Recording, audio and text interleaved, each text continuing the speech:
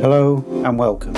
This is the third installment of my Daz to Unreal tutorial. If you like anything you see today or it is helpful, please like and subscribe, it really helps. We now continue where we left off in the previous video. Enjoy. Next, I want to go to our level blueprint by clicking up here, open level blueprint. And as you can see, on event begin play, I've dragged off, searched for Cine and set cinematic mode. Then you check here and compile. And what this will do is on play, it will go into cinematic mode. Now, I'm not a game developer. I use Unreal Engine for cinematics. So that's the way I set it up. If you want to do this for games, etc., then obviously you would do it different. Now create a sequence. So we click up here, click add level sequence. Where will we store it? Tutorial, cinematics, Daz tutorials, and create a shot 2. And save, and it will open that up. We want to set the frames per second to 24 and click save. I want to save all now because this is where things sometimes start crashing. Right, what I want to do next is drag in my camera, and as you can see, it's already created a camera cut track automatically. I do want to extend the length of this shot to 500 frames, so I'll do that there, and then drag the camera cut all the way to the end. Okay, for now that's fine. We need to now select our, let me just get rid of those from there. Right, select our character, so there they are, and drag that into the sequencer 2. Hit save again. Now from here, hit track and select body. So track, animation, idle retargeted, and we drag that all the way to the end for now. And save. I constantly save at this stage because I've had so many crashes with Unreal Engine 5. Right, so I want to go back to our character in the outliner and click on body. Yep, it's already set itself to custom mode. That's what I want. I want to make sure that animation is on custom mode. Right, so if we hit play, as you can see, our character is now idle. If we stop, the animation stops. That's what we want. We want full control. Right, so next I am going to add a camera animation. I have one already imported, and I will open it up here and there. Now what this camera animation does, it's a template. I will show you where to get it shortly. And what it does, if it adds camera movement look to your camera, makes it move around. Okay, and this is where it's from. Okay, so this camera animation is from a pack, and it's this Cinemotion 2 real handheld camera motion kit. Now, whatever this guy is currently asking, I can't see at the moment. It was around £22. I don't know what that is in dollars. Buy it. Don't even question it. Just buy it. This kit is amazing. It's just simply you drag in animations like I just showed you. By using Shake, you may get something similar, but these are real camera movements, and the expertise that went into these are absolutely amazing. So that is, once again, Cinemotion 2 real handheld camera motion kit. This is the best purchase I've ever made.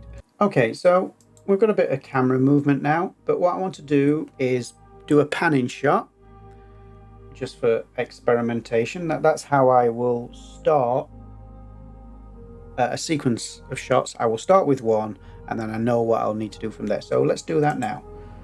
Right, so go to transform.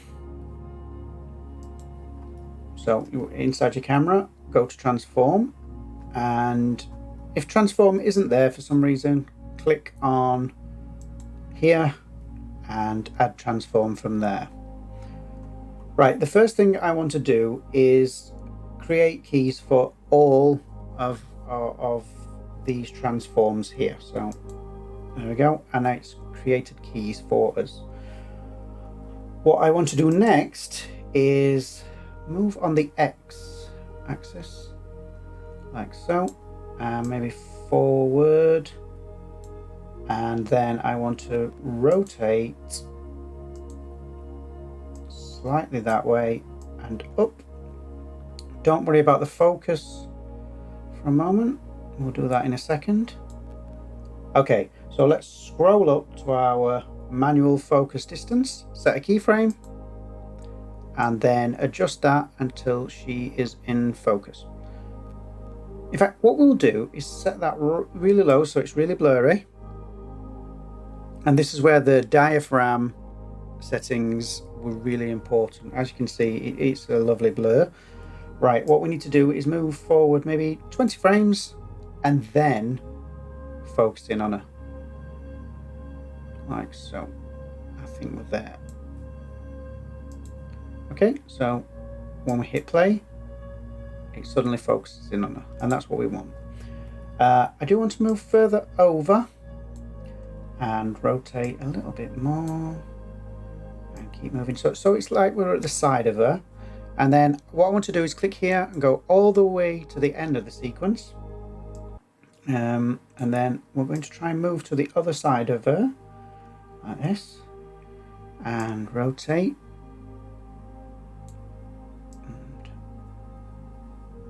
Go. And I want to move slightly closer and scale up, sorry, pitch it up slightly. Yep, and then we're going to focus there, back in on her. There we go. And so now what we have is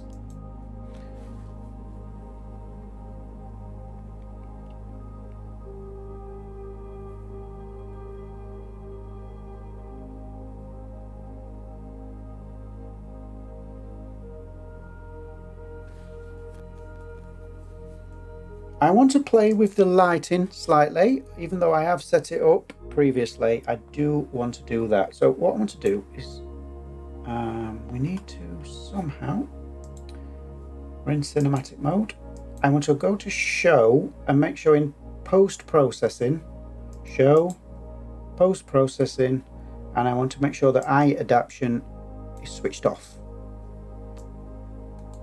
And so we're not getting auto exposure now. Right, so I want to zoom in front of her. And what we're going to do is move the lights around. They're pretty good as they are, but you know, it's always good to try something different. So we'll turn off the lights, all the lights one by one.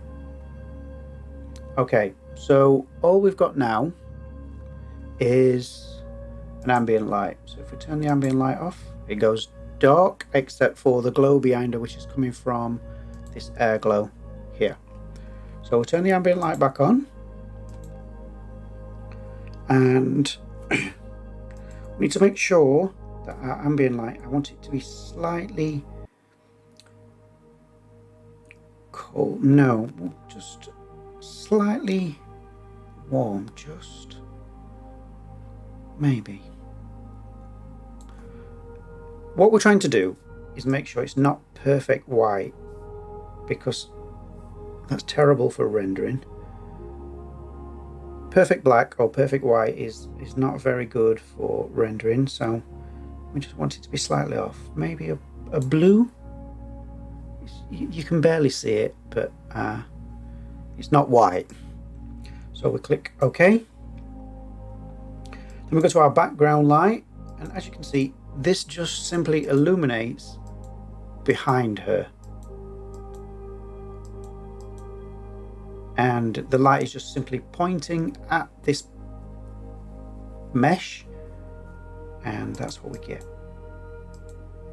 There we go, you see? Perfect. Okay. What I might do with the background light though is just slightly increase the radius. The brightness is fine, I think. Let's have a look. Yeah, the brightness is fine. Let me go back down to 30. And then our top light is this one here. And as you can see, right, yeah, just slightly increase the radius. The brightness is fine, I think. Let's have a look. Yeah, the brightness is fine. Let me go back down to 30. And then our top light is this one here. And as you can see, this lights the top of her head and her shoulders. It's coming from slightly behind and pointing down. If we zoom out, can we see this? Where's the top light? There. So it's pointing down onto the back of her head. I'm not a lighting expert. I just know what I like, and through experimentation I get the results that I want for a particular shot. Right, so now we have a light above her, and then we have two key lights. This one is lighting her from this direction. There we go. And again, with any of these lights, you would adjust the color of them, the brightness, until it works for you. Maybe this color doesn't work for that. Let's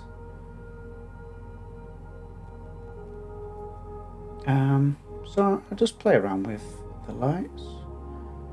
I do like that, but because we've got a white background, and maybe just go back into the blue.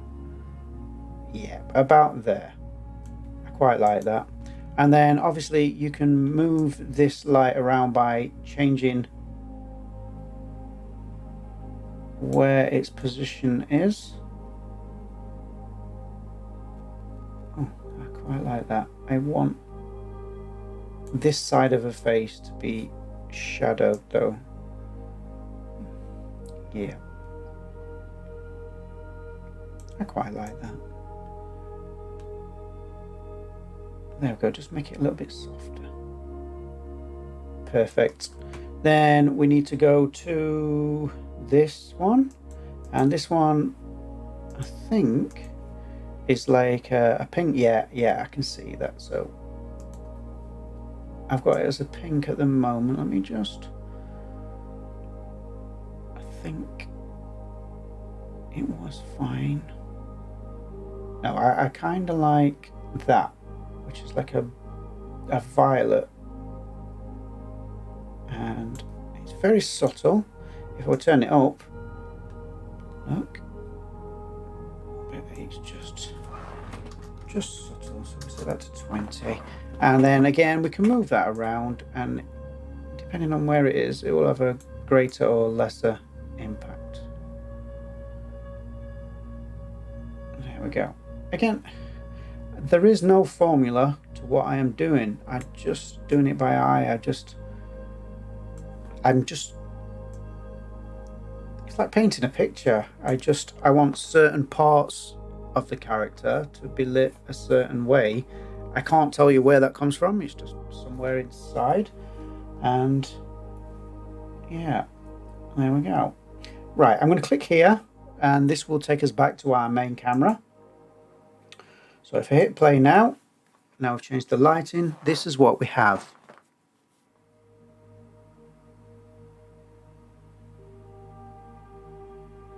I'm reasonably happy with that. Maybe we're focusing slightly too much on her breasts, and so I will lift this up and up. Yep, and then as we go through, so about there, I want to be up here and maybe point down. Yeah, and also here I just want to adjust the focus so we're focused on her. There we go. And then by the end, yeah, we have dropped back down, but that's fine. So here what we got.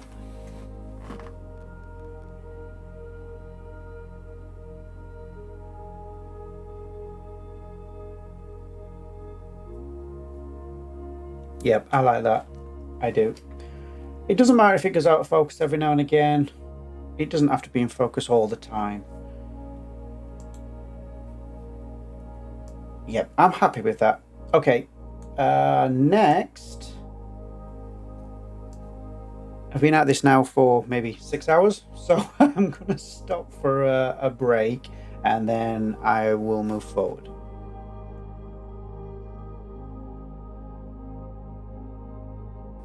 Okay, so what I've done is I've taken a couple of days away from this and had a bit of a rest, and I came back and I made some changes, but I forgot to record, so some of it is missing and I do apologize for that.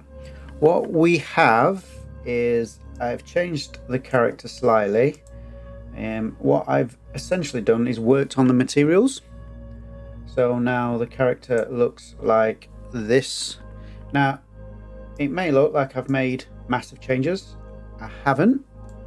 All I have done is change the color of our geo suit, adjusted the normals and the roughness a little. I've also worked on the metallic quality of it, so the skin and the head, if you look, they're just ever so slightly metallic, and I've been able to get the roughness off. What was stopping me, I forgot that it was a clear coat material, so it was constantly shiny all the time, and that's not what I wanted, and I really struggled with that, and I was just very tired, and the break helped me solve the problem. So I still have the same master material.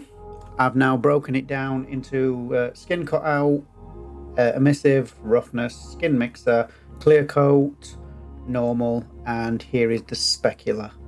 With the geosuit from DazStudio, there was emission cutouts for that, and so if we turn around and look at the back and down the legs and on the arms, you can see that there's an emissive on there now, and that is controlled.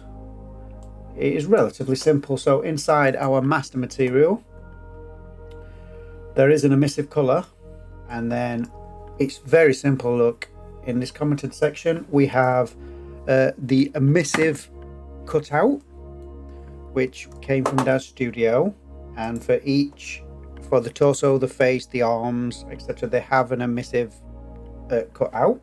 Then a color, which we can control from the outside. I think I currently have it set to orange, but by default it's red, and then that simply goes into a lerp, and then we multiply that by whatever this is to add brightness or turn down the brightness, and it's as simple as that, and then that gives you this result.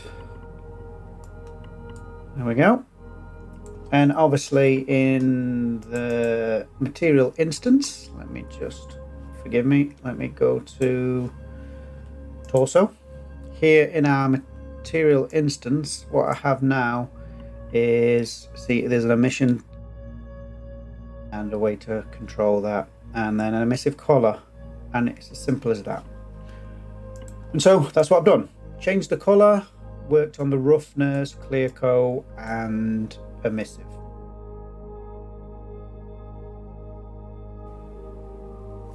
I want to show you that if you look at this idle animation, let me just turn off the camera a moment. As the character is animated idle, she seems to be breathing and she's blinking. I want to just quickly show you how to do that.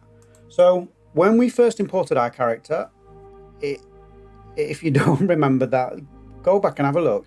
I made sure I brought across two morphs. One was eyes closed and one was mouth open. And the reason for that was so I could animate inside Unreal Engine. So let's us go to this idle animation. So where are we?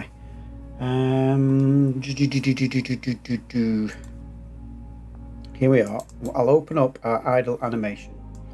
So go to where your idle animation is. Here she is. And I've pressed stop for a moment, but when I press play, look. And that's all it is. It's looping. So what I have here is we have eyes closed, and what I want to do is I will create a backup for this animation. Give me a moment. So duplicate, and we'll call this version 2, idle retargeted version 2. Let me open this one up.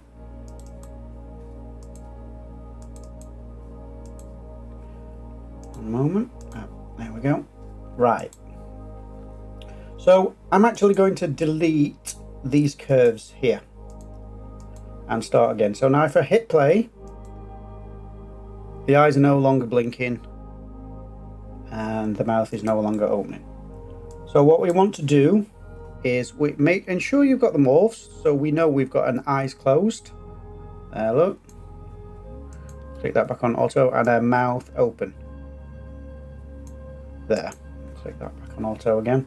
Right, what we want to do is go to curves, click here, add curve, then search for eyes closed,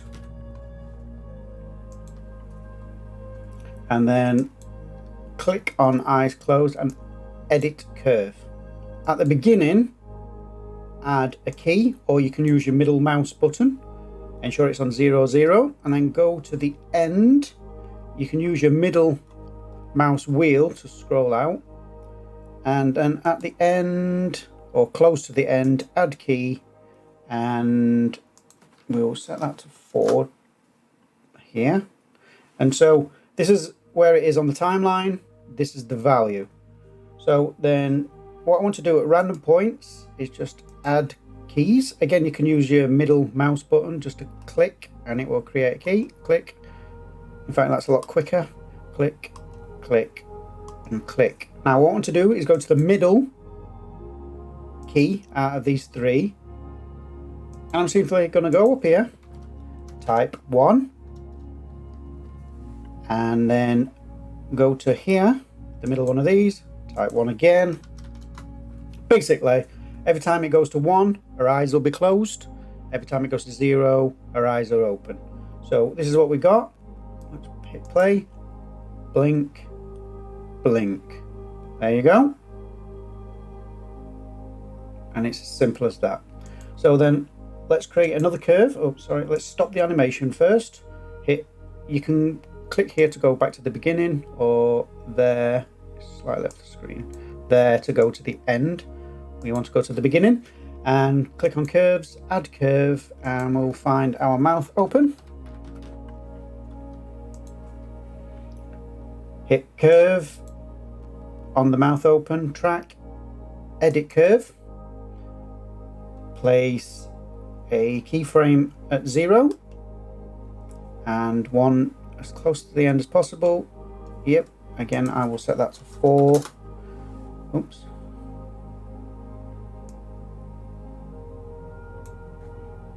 I probably made a mistake in the other one. It should be within the animation range, so you can see that ends here on around 90 there. So that's where we'd want it to be. But anyway, so then I will again click in some random places. I mean, you can be methodical if you want to do it on bang on 1 second. It says it here, or 2 seconds, and so on. So anyway, we'll click here, here, here, here, and here. And then I want it to do it slightly away from the blinking. So then I think this time 0.8. I don't want the mouth to be fully open. Look, you see, it's too much. I just want it to open a little, so 0.4. And then this one, I want to do it again here, and 0.6. And so then every time it goes heal up, it'll open slightly and then opens at the end. So then our finished animation is this. Let's zoom right in on her face. There you go. And so she's blinking and her mouth opens slightly. Now, obviously in DazStudio, you can export as many as these morph targets as you want. It will, the more you add though, the longer it will take to export and then import into Unreal. I will say that, but you know, it's so say you have bought a morph pack with various facial expressions. This particularly works well with Genesis 8.1 characters. They have better facial expressions, so you can bring those entire morph packs over into Unreal. I don't tend to do that because, as I said, it takes a long time on my machine. I haven't got a top quality machine, and so it does take a while, and it kind of interrupts the flow of my creative process. So I tend not to do it, but if I can, sometimes I will.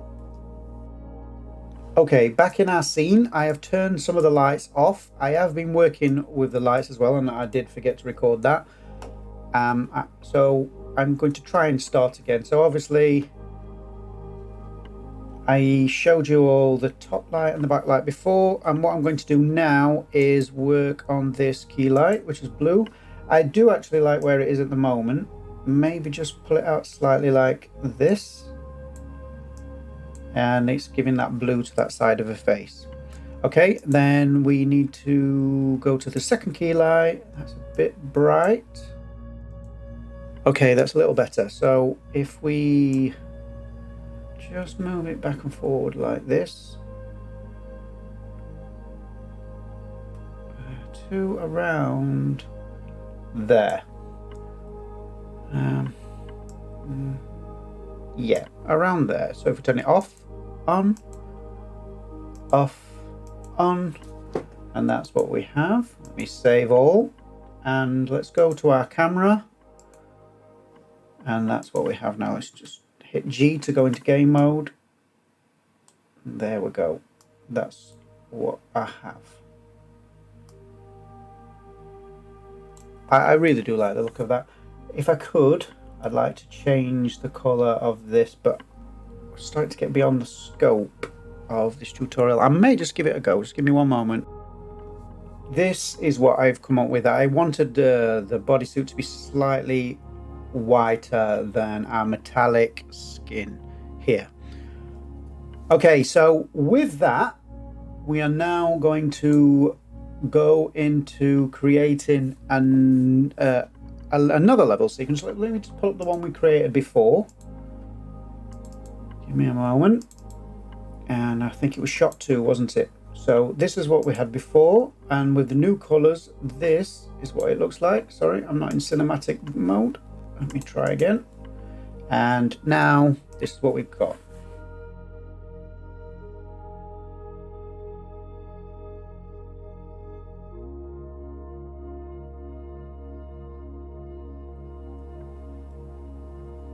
Yeah, I'm very happy with that at the moment. In an ideal world, you may have seen it in the intro to this tutorial, I would like the suit to be kind of a skin color, but I'm okay with this kind of like a light grey, isn't it? I'm quite happy with that. I think it goes with like the metallic face and such. Right, what we're going to do now is this scene.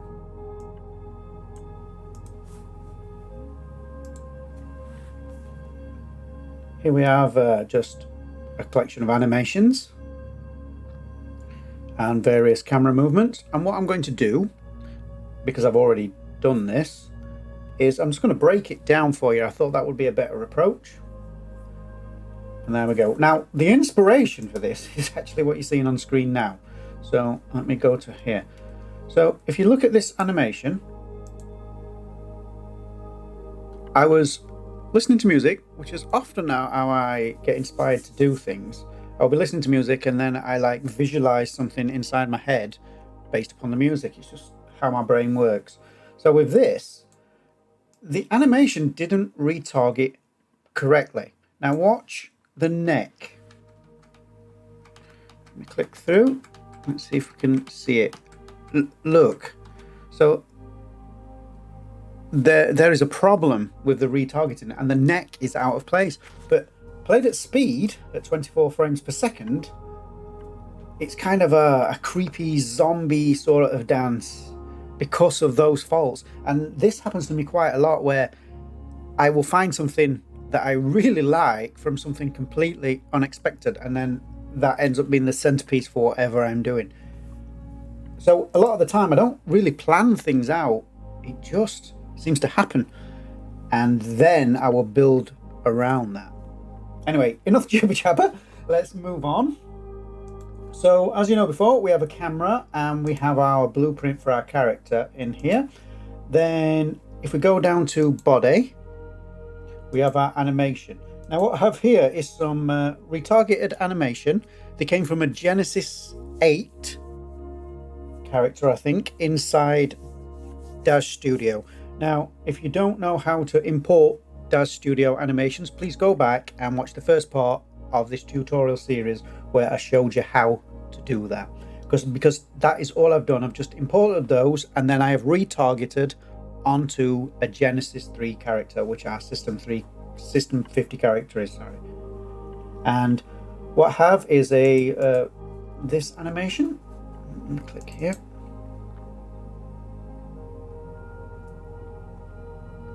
Like so. And if we go to the preview mesh and just look at on our standard Genesis 3 character, look, that's all it is. It's just a robot dance, which again, I was listening to music, I was looking at the character that I was creating, and I thought that the use of this robot dance would just fit together. There we go. Okay. And then we have another robot dance. I think this is the one that didn't retarget properly. Let's have a look. Yep, see? The neck is just slightly off for whatever reason. Now, I haven't used all of that. I didn't like all of the animation. And how you would do that is when you're bringing in animations, let me just pull this down for you. You can pull it down and it will create a separate animation track. You can choose where the animation starts and finishes just by dragging like this, look, and it will remove frames from the beginning or the end of the animation. Now in Unreal Engine 5, animation blending is fantastic. As you can see here, look, if we it blends together, and then there are these options here where you can match with a previous bone. I haven't got matching turned on in this, but you can choose root or pelvis or thigh. It's just play with that, and you will find that it's really useful sometimes. But most of the time, I tend to find that Unreal Engine just seems to blend the animations together. Look, it's just amazing. But anyway, that's what I had. I have a collection of these robot dancers, and that's how I created the intro scene to this video. Onto rendering. I would normally use Movie Render Queue to render my movies.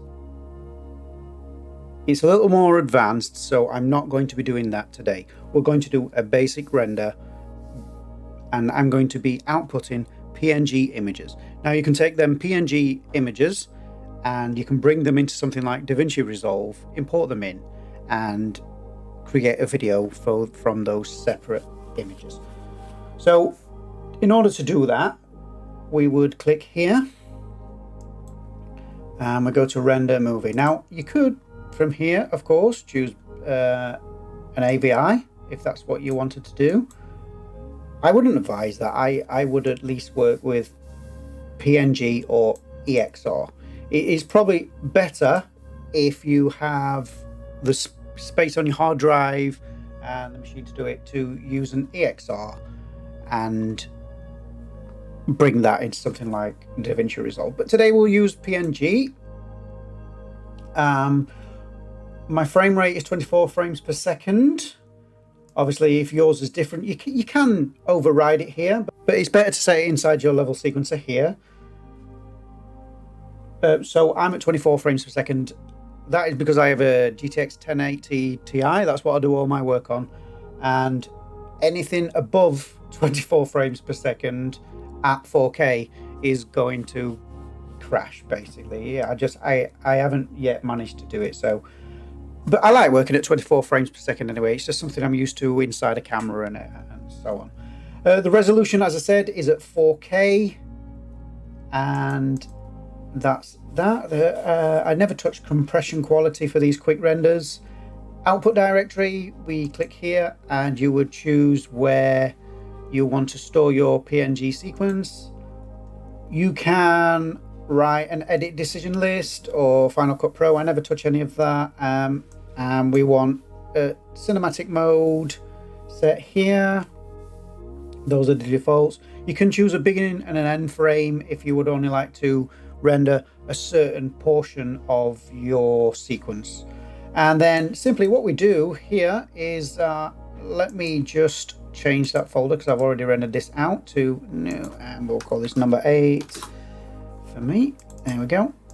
And then we hit capture movie. So basically it will create PNG images inside your folder, which you can then stitch back together and create a video sequence. Once your rendering has completed, you will have a collection of PNG images. I'm just trying to open them for you. There we go. And if we click through like so, what we're doing is clicking through this folder full of images here. And what we have is this. Okay. And then you would import that into DaVinci Resolve or similar software that accepts PNG images, and it would stitch them together like this, and then you would have video. Okay, so that is the end of this part. It's slightly shorter than before. Up next, I am going to be bringing in a Daz character with hair, and it is possible that that will be a character that has a meta-human head. So Daz body, meta-human head, and hopefully that is going to work out fine. As I said, I don't usually plan these things. They just kind of fall into place when I have a vision inside my head and I slowly do things, and then if I can't get something right, I will just stick at it until it's done. I never give up.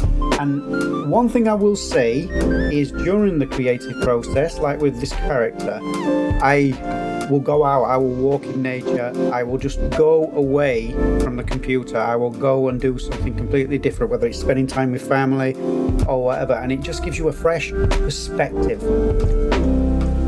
Anyway, I hope you enjoyed this tutorial. If you found anything useful in this tutorial today, please like and subscribe, it really helps. As I said, up next I'm hoping to do Daz bodies with meta-human heads.